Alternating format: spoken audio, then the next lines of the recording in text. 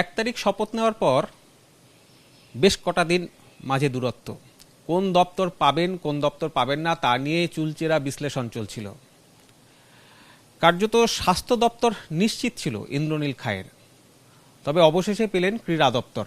ইন্দ্রনীলবাবু, স্বাস্থ্য থেকে আপনি নিজে চিকিৎসক, সেখান থেকে এই ক্রীড়া দপ্তর সামলানো এটা কতটা চ্যালেঞ্জিং হবে আপনার জন্য?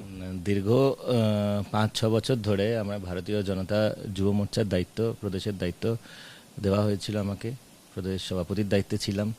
দীর্ঘ 5-6 বছর যুব সমাজের মধ্যে কাজ করেছি এবং যুব কল্যাণ, ক্রীড়া যে বিষয়গুলো আছে, যুবদের বিষয়, সেগুলো নিয়ে আমাদের সম্মানীয় মুখ্যমন্ত্রী শ্রী শুভেন্দু অধিকারী মহাশয় চেয়েছেন যে আমরা যাতে যুবদের মধ্যে বিশেষ করে কাজ করতে নিতে পারি এবং সরকার যাতে যুবদের, কারণ সবথেকে বঞ্চিত যে তৃণমূল আমলে সেটা হচ্ছে যুব সমাজ, এবং তাদেরকে বিভিন্ন ক্ষেত্রে, এখানে আমাদের একজন প্লেয়ারকে, এখানে আমরা বাংলার প্লেয়ার পাচ্ছে না, আর আমাদের বাংলার প্লেয়ারকে যেতে হচ্ছে উত্তরপ্রদেশে গিয়ে সন্তোষ ট্রফি খেলতে। এই পরিস্থিতি চলেছে। তো সেই ভয়াবহ পরিস্থিতি যে চলেছে, যুব সমাজ যে পরিযায়ী হয়ে গেছে, সুতরাং সেক্ষেত্রে যুবদের মধ্যে বিভিন্ন ধরনের যে সামাজিক কাজ, বিভিন্ন যে সরকারি কাজ, সেগুলো পৌঁছে দেওয়া এবং আগামী দিনে যে বিকশিত ভারতের যে স্বপ্ন আমাদের দেশের যশস্বী প্রধানমন্ত্রী শ্রী নরেন্দ্র মোদীজি আমাদেরকে দেখতে সেই সাহস দিয়েছেন, সেটা বাস্তবে রূপায়িত করতে পশ্চিমবঙ্গে যুব সমাজের মধ্যে, তার মধ্যে ক্রীড়া বিশেষ করে ফোকাস দিয়ে কাজ করার জন্য সম্মানীয় মুখ্যমন্ত্রী নির্দেশ দিয়েছেন। হ্যাঁ, মানে বাংলার যুব প্রজন্ম তারা তো কার্যত বলা যেতে পারে পরিযায়ী, ক্রীড়া ক্ষেত্রেই হোক বা বিভিন্ন ক্ষেত্রে কর্মসংস্থানের ক্ষেত্রে হোক, তারা বিভিন্ন জায়গায় ছড়িয়ে পড়ে। এই যে একটা কঠিন পরিস্থিতি বাংলার যুব প্রজন্মের সামনে, সেটাকে ফিরিয়ে আনার জন্য আপনার আশু লক্ষ্য কি হবে? এখন সবার আগে আমাদের যুব সমাজকে এম্পাওয়ার করা দরকার, তাদের মধ্যে ইকুয়াল অপরচুনিটিস থাকা দরকার, বিশেষ করে ক্রীড়া বা অন্যান্য বিভিন্ন ডাইমেনশনে তাদের চাকরি বাকরি, তাদের বিভিন্ন স্কলারশিপ, বিভিন্ন মেধা, যাতে মেধাটাই হয় ভিত্তি। কারণ দীর্ঘদিন ধরে আমরা যেটা দেখেছি যে তৃণমূল আমলে বারবার করে মেধাকে বারবার করে ভুলুণ্ঠিত করা হয়েছে, মেধাকে পিছনে ফেলে টাকা পয়সা, দালালি, কাটমানি এইগুলোকে প্রায়োরিটি দেওয়া হয়েছিল। তো যুব সমাজের মধ্যে, আমাদের মধ্যে আবার যাতে আগামী দিনে আমরা মেধাকে সামনে রাখি, সেটা পড়াশোনার দিক থেকে হোক, সেটা ক্রীড়ার দিক থেকে হোক, সেটা বিভিন্ন যে কালচারাল যে এক্সপার্টিস যেটা যুবদের মধ্যে যে নিয়ে কাজ করার সুযোগ থাকে, তো সেই সুযোগকে আমরা ম্যাক্সিমাম 100% কমিটমেন্টের সাথে যাতে করতে পারি এবং যাতে যুব সমাজকে আর বঞ্চিত না হতে হয়। পশ্চিমবঙ্গের যুব সমাজকে বিভিন্ন ক্ষেত্রে বঞ্চিত হতে হয়েছে, বিভিন্ন ক্ষেত্রে পরিযায়ী হতে হয়েছে। তাই সরকারের মধ্যে যুব সমাজের মধ্যে বিশেষ করে কাজ করার জন্য যে সুযোগ দিয়েছেন আমাদের সম্মানীয় মুখ্যমন্ত্রী, আমি তার জন্য আমাদের সম্মানীয় কেন্দ্রীয় এবং রাজ্য নেতৃত্বের কাছে ধন্যবাদ জানাই।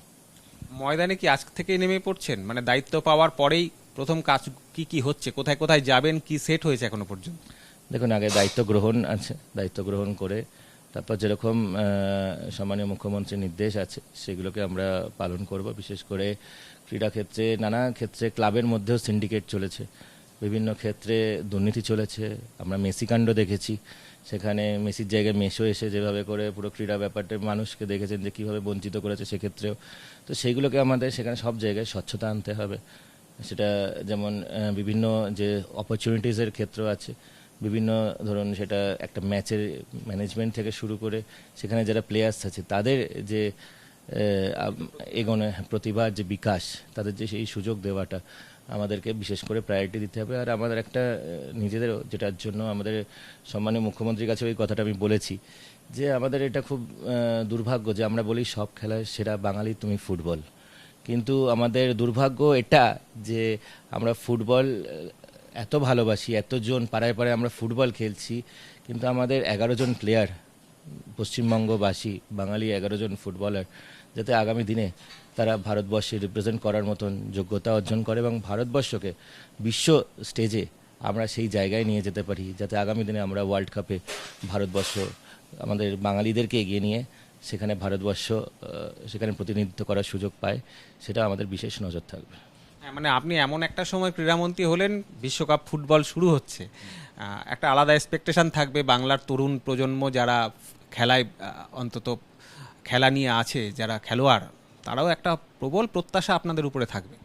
দেখুন, আমরা ব্রাজিল, আর্জেন্টিনা, জার্মানি, স্পেন সবাইকে সমর্থন করি, এক একজনকে, সেটা করতেই পারি, কিন্তু আগামী দিনে যাতে আমরা ভারতবর্ষকে বিশ্ব স্টেজে সাপোর্ট করার জন্য, ভারতবর্ষের প্রতিনিধিদেরকে আমরা উৎসাহ যোগাড় করতে পারি, সেই সুযোগটা আমরা যাতে আসে, সেটা আমাদের কাছে বিশেষ প্রায়োরিটি। শেষ প্রশ্ন আপনাকে করব, আজকের দিনটা ভেবেছিলেন, মানে চিকিৎসক ছিলেন, সেখান থেকে রাজনীতিতে আসা, অবশেষে আজকে মন্ত্রিত্ব, এটা আপনার উপলব্ধি কি হচ্ছে?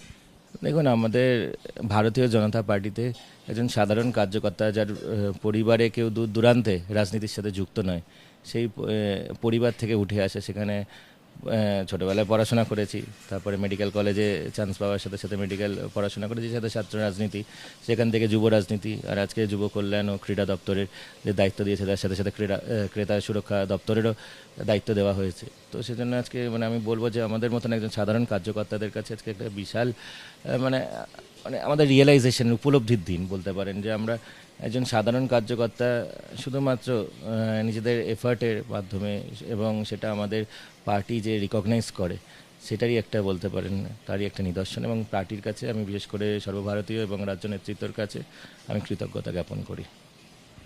বাংলার খেলার সংস্কৃতি যেভাবে কলুষিত হয়েছিল, সাম্প্রতিককালে যে ছবি দেখা গিয়েছে, একদিকে স্বজন পোষণ থেকে শুরু করে বাংলার খেলোয়াড়রা বঞ্চিত হচ্ছেন এমন ঘটনা, এবং তার পাশাপাশি মেসি কাণ্ডের পর ইন্দ্রনীল খাঁ ক্রীড়ামন্ত্রী হিসেবে দায়িত্ব নিলেন। শুধুমাত্র তো ক্রীড়ামন্ত্রী নন, যুব কল্যাণ দপ্তর রয়েছে, ক্রেতা সুরক্ষার মতো গুরুত্বপূর্ণ দপ্তর রয়েছে। এই তরুণ মন্ত্রী আগামী দিনে চ্যালেঞ্জ গ্রহণ করছেন, এবং একেবারে যেভাবে দুরন্ত গতিতে বাংলার সরকার এই মুহূর্তে ছুটতে শুরু করেছে, সেই গতির সঙ্গে তাল মিলিয়ে আগামী দিনে বাংলার মানচিত্রে ক্রীড়াকে একটা উল্লেখযোগ্য ভূমিকায় নিয়ে যাওয়ার প্রত্যাশা বা স্বপ্ন তার। জি 24 ঘন্টার জন্য ক্যামেরায় কমল জানার সঙ্গে কমলাক্ষ ভট্টাচার্য, কলকাতা।